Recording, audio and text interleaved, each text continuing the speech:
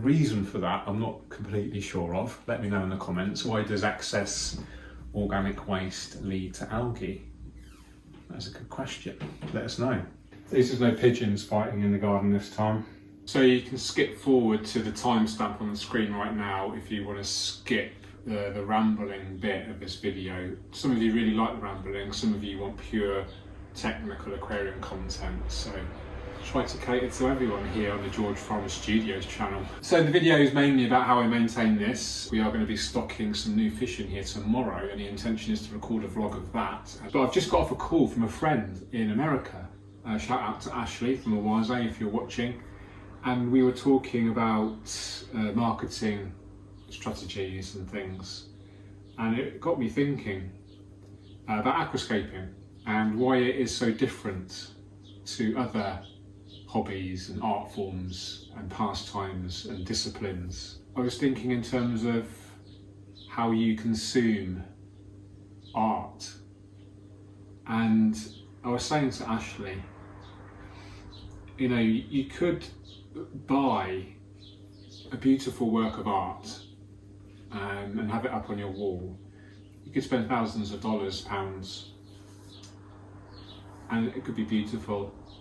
And that's great, and there's nothing wrong with that, of course, but it's a very different art form. You're just consuming it. It's two-dimensional. It's just a very, very different art form to an aquascape. An aquascape is three-dimensional. It's moving. The plants are growing, evolving. The fish are moving, of course, and the kind of art. The artistic nature of the aquascape is only one part of it.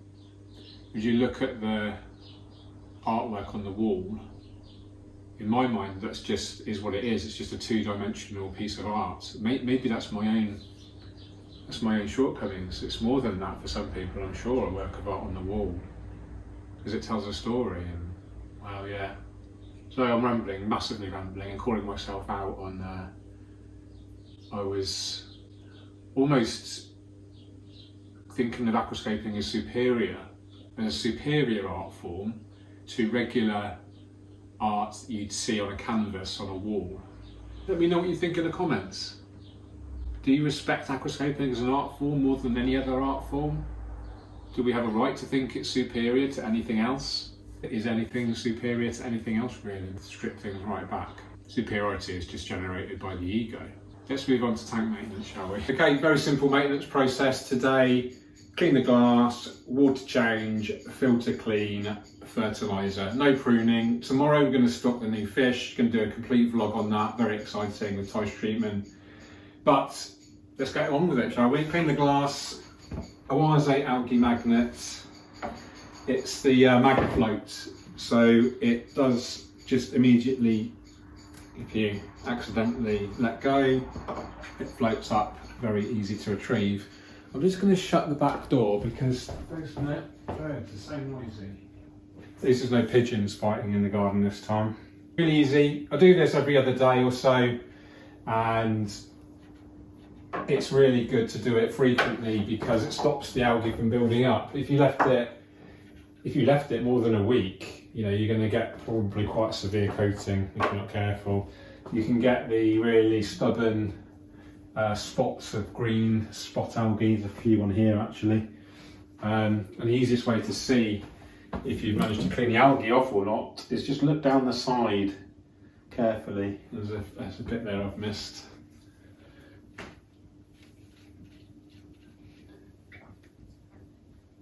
Being careful not to trap any of the gravel, of course. Loads and loads of maintenance videos, guys, but you might enjoy watching this one. I think I've done 720 videos on YouTube now. That's the glass cleaned. Take the lid off, very easy to do with the high line. It's just removable there, it's a composite material, so very light, indestructible almost, very high quality materials from Aquascape, of course. Okay, next job is to, what do we do next? We're not trimming. We've cleaned the glass, we're going to clean the filters in a minute. Next job is to do the water change. So I'll run and grab the hose now, and we'll talk about that. So I'm now siphoning all of the water, well not all of the water, about 50% of the water, straight into my back garden. Use that to fill up various watering cans to water the houseplants in the house, but also water the lawn and all the plants in the garden. So it's all kind of recycled, the water. It's about 100 gallons, so every water change is about 50 gallons of water, which is quite a lot. So we want to try to reuse as much as we can and be as mindful about conservation, etc. And as that's siphoning out, what I can do now is simply wave my finger, my hands around the plants. That's going to lift up any detritus, any waste organics. I'll turn those filters off so we don't get some background noise. There we go, that's better. Take all of my equipment out, this equipment here. That's all I need in one handy bucket, or there's actually 3 buckets there. So that's siphoning out. As I say, you can just move your hands around the plants. It dislodges all of that collected detritus, that organic waste. If that's allowed to accumulate, that organic waste, that can lead to algae. The basic result is algae. The reason for that, I'm not completely sure of. Let me know in the comments. Why does excess organic waste lead to algae? That's a good question. Let us know. I will need to trim at some point, and we did talk about replacing these hygrophila stems with crypts as well in the last vlog. So you can maybe be able to see some of those waste organics now floating around the water column. Loads around here. Now what we can do is move the siphon to the relevant areas to siphon out all of that waste there. Okay, so while that's going, we can just make sure the glass is clean. If I wanted to now, we could tidy up the foreground here. So you can just use a length of hose to siphon off the loose soil which migrated its way onto the cosmetic white sand there at the foreground. Be careful not to suck any shrimp out, of course, or fish. And then another top tip is to use a credit card or something similar. Fun fact, this is a hotel room card from Wake Up in Denmark. Cheers. So there is some really stubborn algae around the foreground, the bottom of the glass there. So we can just, if you get the corner of the credit card, that's really great for getting this most stubborn algae off the glass. Or you can try to get more of it off in one go, like this. And you can also, if you wanted to, just wave the credit card around the plants as well. That just gets rid of any more loose organics that are collected. So no plant trimming today, we'll do that on another video. So now we're ready to fill up with our fresh tap water. We're going to do that now. Okay, so just pump the water directly in from my outside garden tap.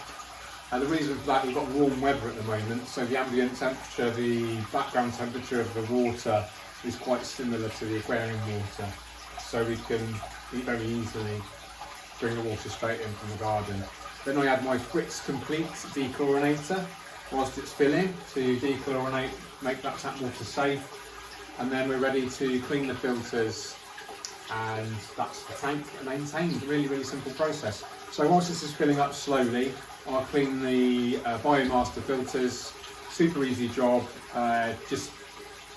Should I do it? No, there's loads of videos on how to clean Biomaster pre-filters. It's very, very straightforward.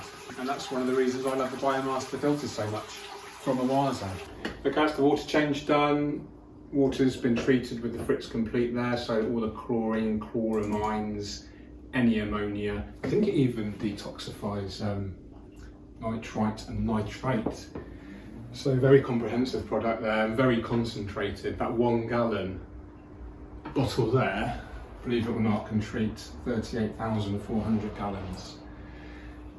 My favourite Fritz product, however, is the glass and acrylic cleaner. use this on all my aquariums. We even use it on our cooker top because it leaves behind like a very fine polish which repels water, and it makes it, every time you clean it, even easier, really smooth.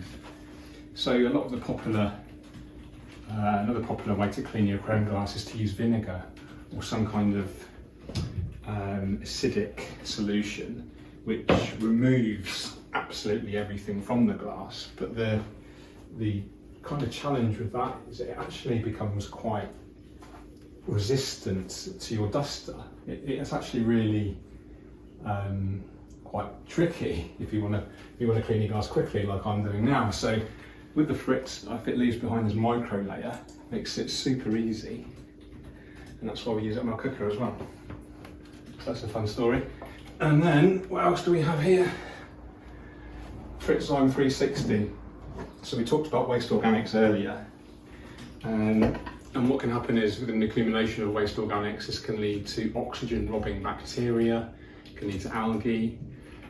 So what we can do to help mitigate those build-up of waste organics, we can use Fritz Zyme 360, which is basically a bacteria which eats the waste organics.